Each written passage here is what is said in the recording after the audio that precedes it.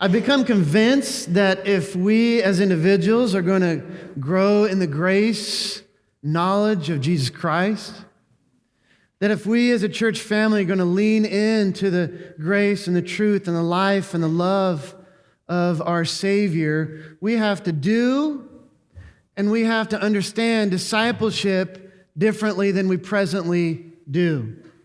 And so we're in this series, Deep Discipleship, Becoming Like Jesus. And I dare say that sermons all across the globe, all around the world, that preachers every Sunday, probably 90% of sermons are falling into about 5 different categories. That is, sermons are trying to do a bit different things with different purposes. And here are those 5 categories. Every Sunday, probably 2 billion people come, and what are they going to hear? Some variation of these 5 different ideas. An idea to be explained, a proposition to be proved, a principle to be applied, aspects of a different theme to be explored. Like if we would go have a sermon series on salvation, we could talk about election and predestination and justification and sanctification and glorification. That's aspects of a theme to be explored. Or finally, fifthly, a story to be told. In other words, every Sunday, 2 billion Christians are asking these questions. What is it? What is it true? Or why should I believe it? So what? How can you do that? What are the aspects of it and how do you live in it? Last week, where were we at? With the rich young ruler. We were at a story to be told, and I was trying to help us put the rich young ruler as a mirror to our lives. And I was suggesting that we often walk away from this life-changing invitation of Jesus, come and follow me. Because our self-sufficient lives make us callous to our deeper needs for God. So we are prone, I think, to be just like this rich young ruler, apathetic to God, callous to our deeper needs for God. And if we stay on this self-sufficient path long enough, we eventually become bored with God. Next week, the following weeks, I'm going to harp on number 3 category, principle to be applied. In other words, for the next 4 weeks, I'm going to be asking the question, so what? How do you do it? How do you become like Jesus? I want to apply these things to our lives in 4 different lessons. But today, I want to tackle idea and category number 1. In other words, what is it? What is it? And I think we skirt over this question far too easily and far too quickly. What is it? What is discipleship? It is good to know what a thing is, especially when this thing is so central to our lives of following Christ, especially when it's so central to our entire church. Discipleship. What is it? Discipleship has become such a buzzword that often buzzwords lose all sort of relevance and meaning for our lives. And so I don't know if you have ever thought, what is discipleship? It should seem that all churches should have a good and deep grasp about what it is, but I think church discipleship is often like this. It's a bit like starting out on a long road trip. But at mile marker 1, you realize you've lost the address.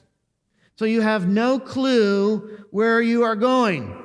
But you say, no difference. For the next 1,000 miles, I'm just going to wander around. And so you take this turn and you go up that hill and you take that road. And by golly, by God's grace alone, you happen to see some real cool stuff along the way.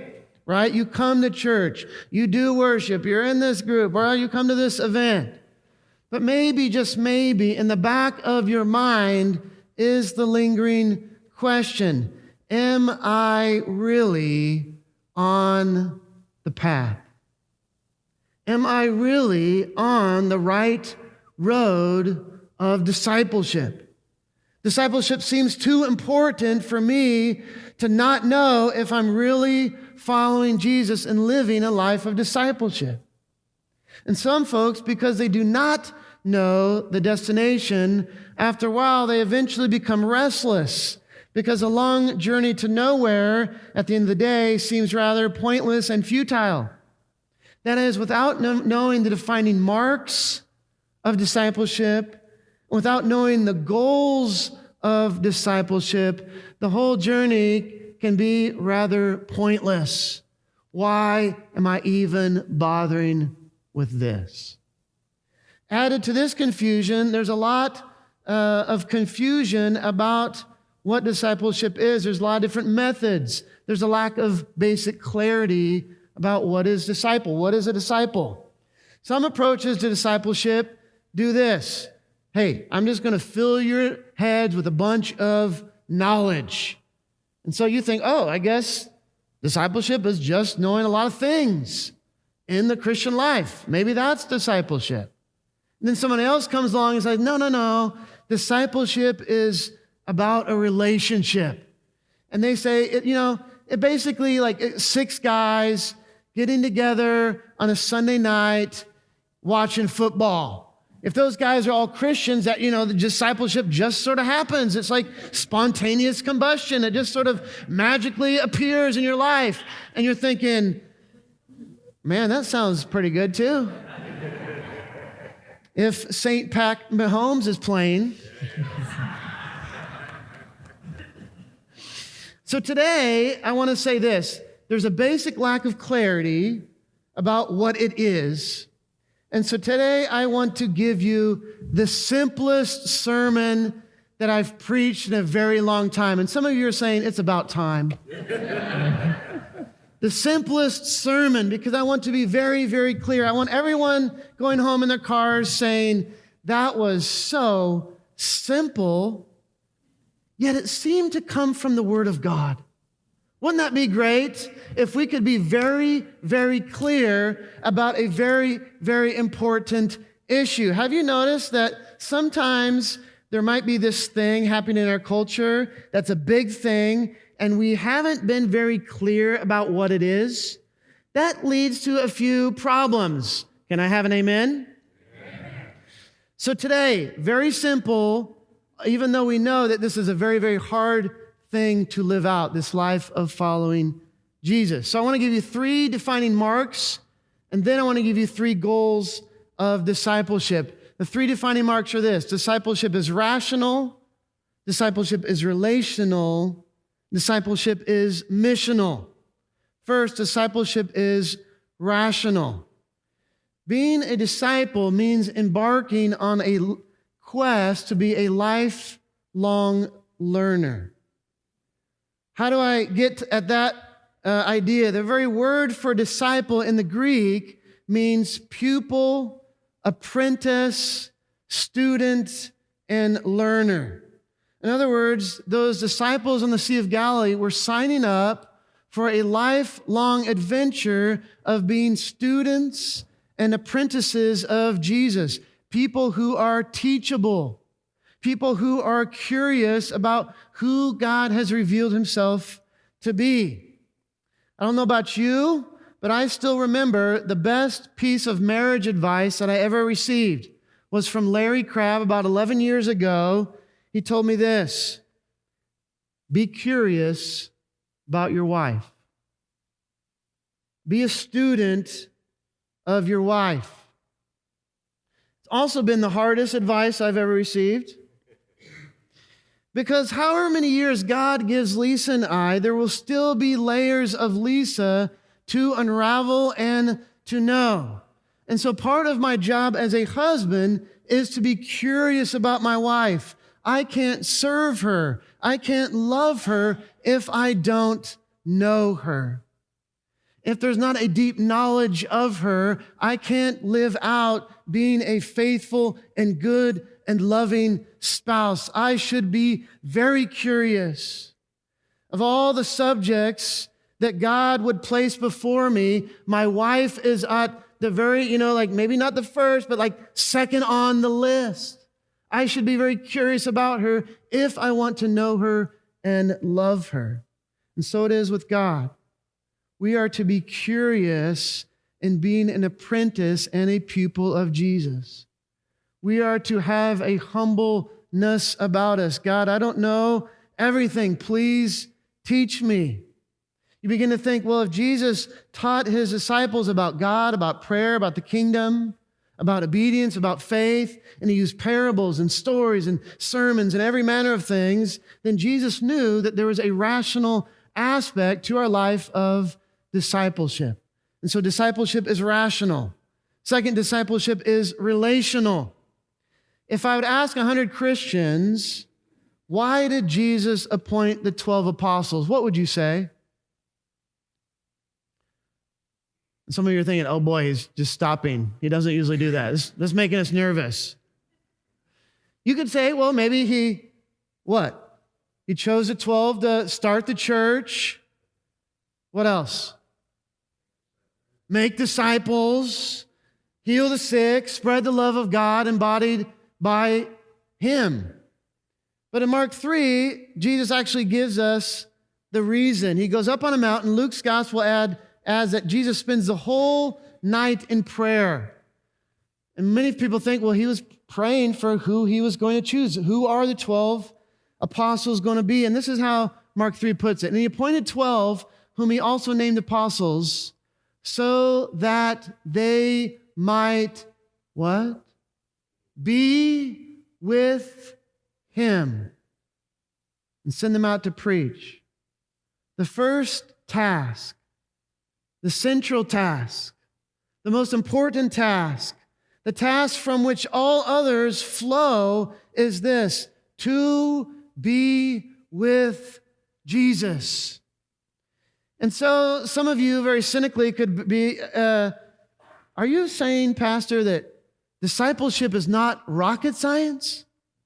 I'm telling you, it's not even brain surgery, right? A disciple finds ways to be with Jesus consistently, constantly, becoming aware of his presence that is always with you. And so Jesus calls his disciples to a very important thing in the life of discipleship: be with me. Later, after the resurrection, Peter and John, who were part of the 12, are preaching that Jesus rose from the dead. And Peter and John, through their ministry, this lame beggar receives healing.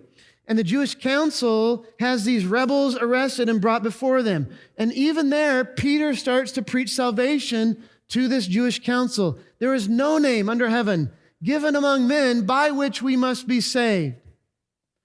But it's very, very interesting what Luke records in Acts chapter 4, verse 13. This is what he says. When they, the Jewish council, saw the boldness of Peter and John and perceived that they were uneducated, common men, they were astonished. And they recognized that they had been with Jesus. I ask you, is that not the most amazing compliment you could ever receive? Right? People outside the church, they notice something about you. They notice Hartley, Drew, Nathan. We see that you are common, uneducated people. But there's something about them that's so important. They have been with Jesus. And these were the folks that were opposing Peter and John. Can you imagine people where you shop, your neighborhood, the place where you work, your friends? They begin to notice something about you. There's an aroma to your life. They don't know what it is, but they just put their finger on it like this. You seem to be a person who has been with Jesus. That would be an amazing, amazing compliment to your life of discipleship. So discipleship is rational. Discipleship is relational. Discipleship is missional. Matthew 28, the Great Commission. All authority on heaven and earth has been given to me. Therefore, go and make disciples of all the nations, baptizing them in the name of the Father, Son, and Holy Spirit, and teaching them to obey all that I have commanded. And behold, I am with you always to the very end of the age. I've said it before, but I'll say it again because some of you might have missed that Sunday. Make disciples is the central command of the Great Commission. It's surrounded by three participles in the Greek. It could really be translated as you go, as you teach, as you baptize. Here's the lone command: make disciples.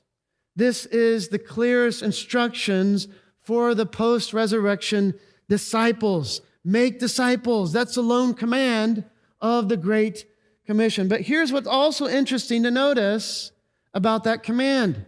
It is in the second person plural.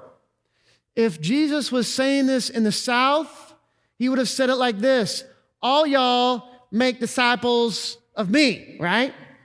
But since our versions of the Bible is written in English and not in Southern or not in Texan, not in Mississippian, right? You miss it.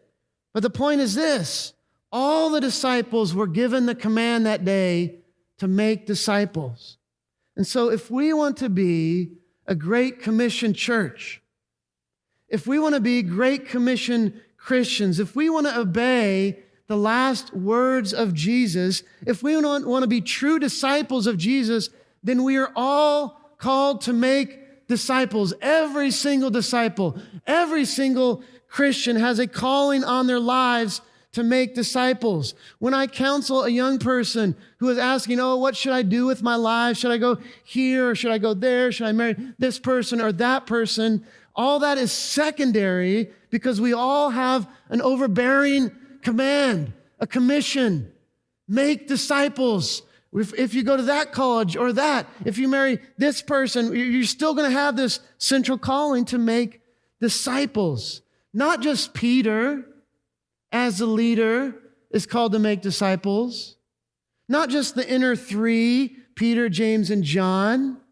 Well, you think, maybe it was, Andrew and James, and they were especially gifted at Bible knowledge. Maybe Jesus is just singling them out for making disciples. No, all those disciples who heard the words of Jesus had this central calling, and so it is with us. You are called to make disciples. So the defining marks of discipleship is that discipleship is rational, relational, and missional. It's like a three-legged stool. And if you're missing one leg of a three-legged stool, you ain't got a stool. You got a sore backside from when you fall off of it, right? And same is true for discipleship. What leg, O Christian, are you missing in the life of discipleship? What leg do you need to tighten the screws for your life of discipleship? Perhaps it's the rational part. You know that you need to grow in the knowledge of who God is, what the Bible says about God and about the kingdom, about Jesus. Maybe it's the relational part. You recognize I need to put my life more and more in front of God, who will then transform my life. Maybe it's a missional part. When I ask, who is your disciple? A blank canvas appears in your life. You might need to lean into the missional part. How do you know when discipleship is happening? The three marks of discipleship. And biblically, I also think, though there is somewhat of an overlap, that there are three main goals for the life of discipleship.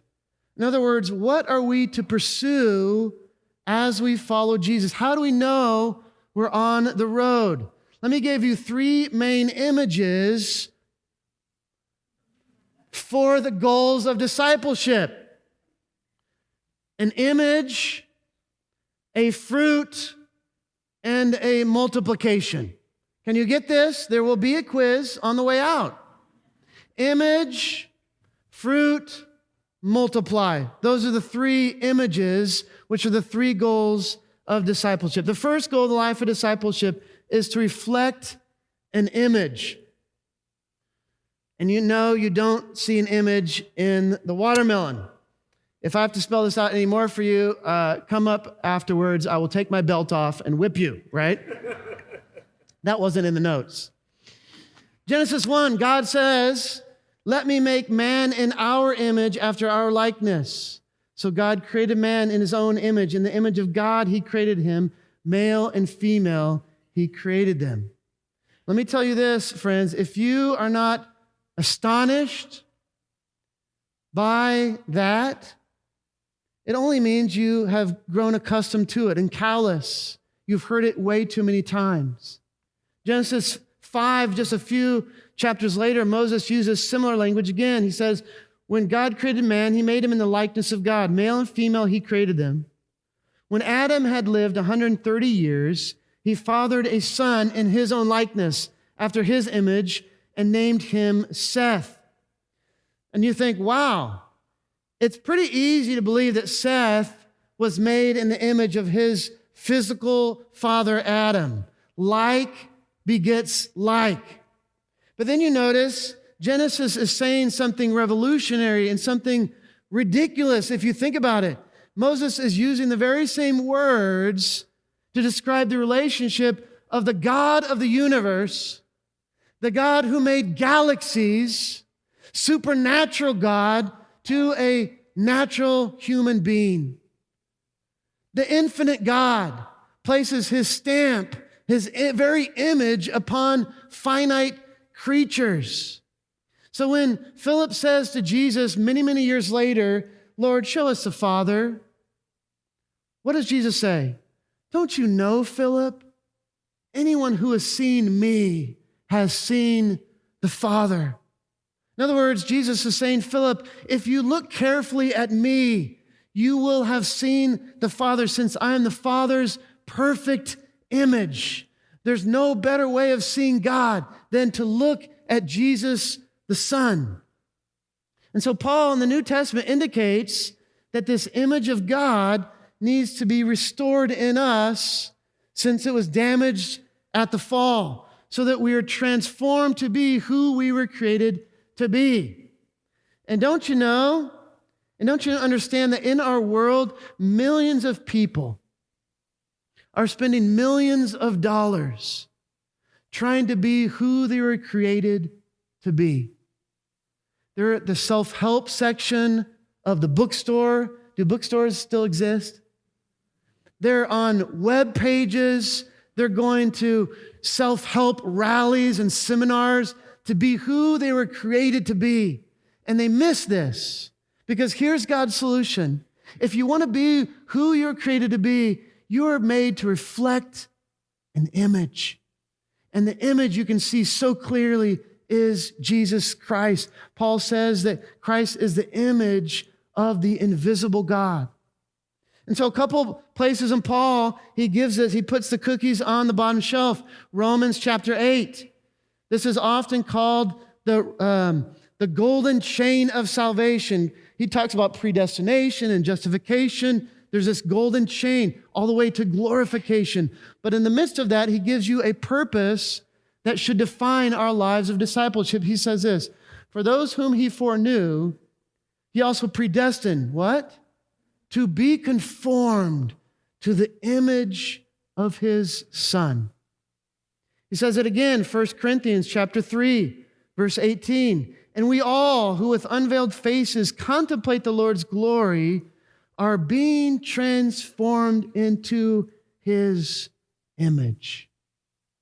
This is the first goal of discipleship, to reflect an image. When you first come to Christ, the reflection that you give to God of his Son may be rather blurry.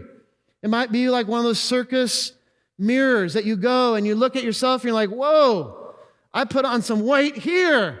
I'm too fat here. And then you look at the next mirror and you're, wow, too thin. And you're like, I'm going to take this off and bring it to my home, the skinny mirror, put it right there.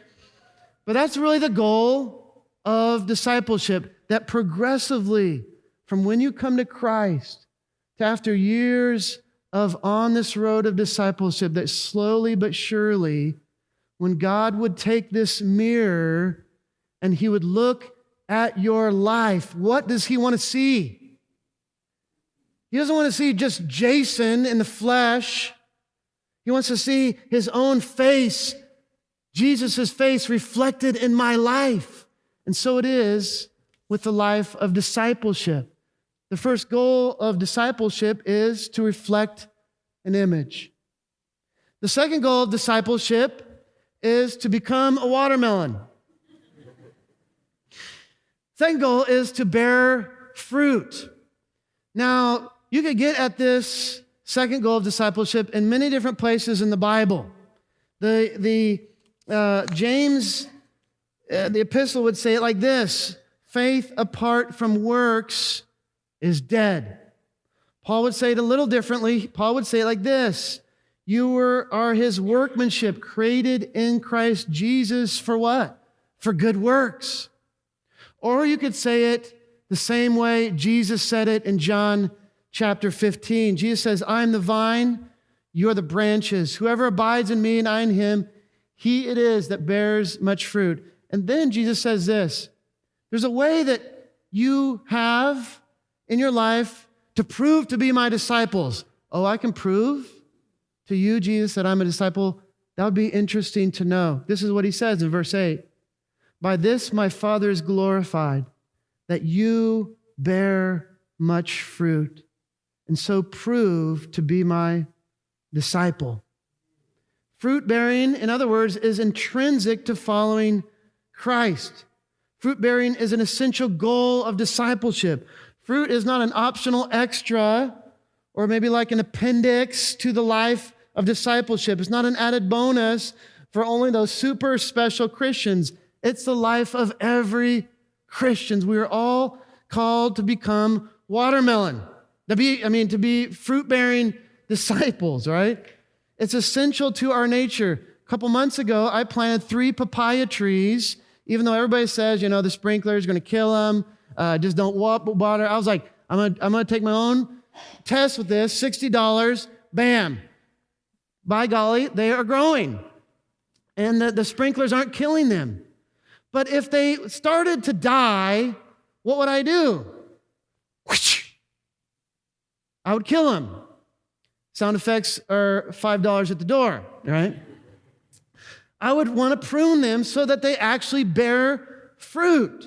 And so it is with Jesus. He wants you to bear fruit, whether in your family, whether in your workplace, whether in your neighborhood, whether in your church.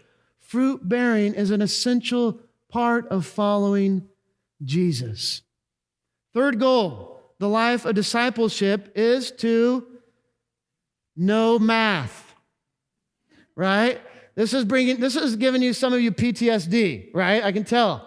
Math, again, you are called, the third goal is to multiply by making disciples of Jesus.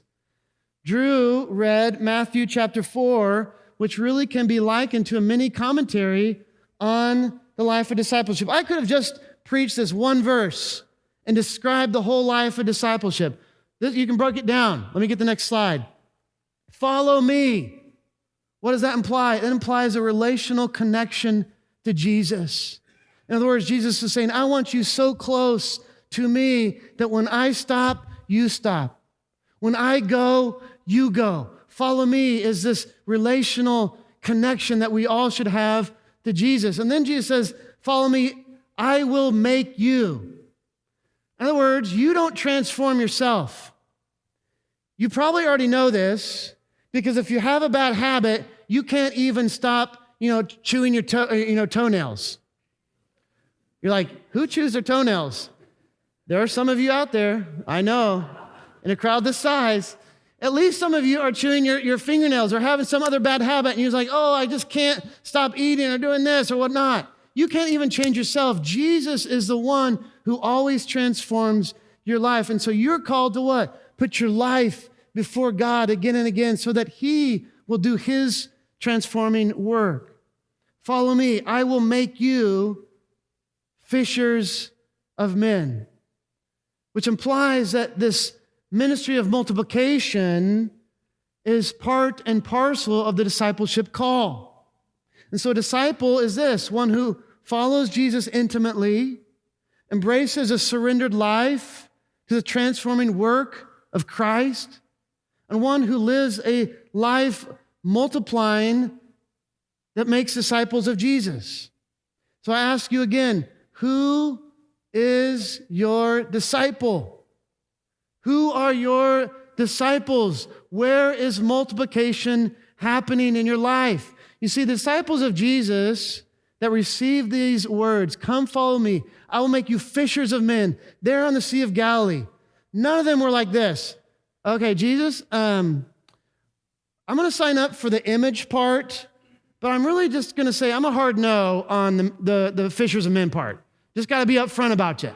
I'm okay with this. I'd love to be more like you. You seem like a pretty cool dude to follow around. Like I didn't like fishing anyway. This is like way more cool. But when you start telling me about multiplication, that's where I draw the line. None of them said that. All of them understood that these three goals went together: image, fruit bearing, and multiplication. All the goals were meant to be lived together. First goal, to reflect an image. Second, to bear fruit. Third, to multiply. There will be a quiz on the way out. We just want to provide these three images so that we have a common lexicon and vocabulary. When we say discipleship, we know what it is. What is it? What are we trying to do in our lives and in our church family? These are the three images I want to leave you here today. Let's pray.